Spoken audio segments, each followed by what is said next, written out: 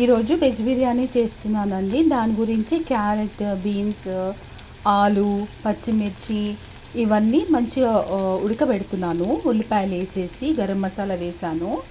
ఇక్కడ బాస్మతి రైస్ ఏంటంటే ఉడకబెట్టేసి వార్చేసి పెట్టాను అన్నంని కూడా. ఇప్పుడు దీంట్లో ఇవి కొంచెం సగం ఉడకగానే దీంట్లో పెరుగు అండ్ ఆల్రెడీ ఫ్రై చేసి పెట్టిన ఉల్లిపాయలు ఉన్నాయండి. ఇవి కలిపేసి ఇందులో వేసేస్తాను. మంచి ఉడికినాక దీంట్లో గరం మసాలా వేసేసి అల్లం వెల్లిపాయ కూడా వేయాలండి.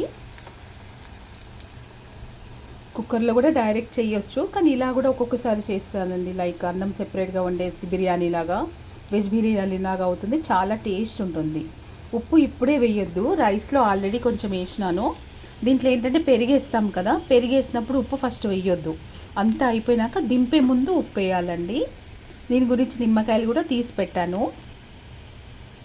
నిమ్మకాయలు కూడా మంచి ఉడికినాక దీంట్లో నిమ్మకాయలు వేస్తే బాగుంటుంది. మనకు కావాల్సినంత ఉప్పు, కారం, పసుపు వేయాలి. పచ్చిమిర్చి ఆల్రెడీ వేసినాను. పచ్చిమిర్చితో పాటు ఉప్పు, కారం కూడా వేయాలి. ఉప్పు అయితే వేయొద్దు, సారీ, కారం వేయాలి.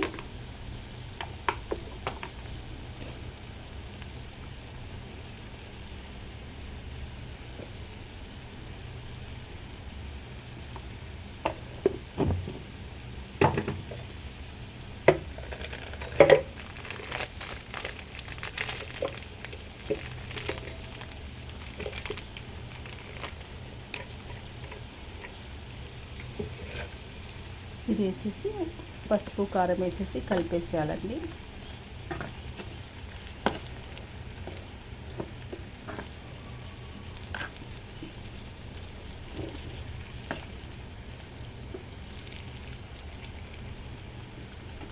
దీంట్లో ఆల్రెడీ కలిపి పెట్టుకున్న మనం పెరుగు, నిమ్మకాయ అండ్ ఫ్రైడ్ ఆనియన్ వేయాలి.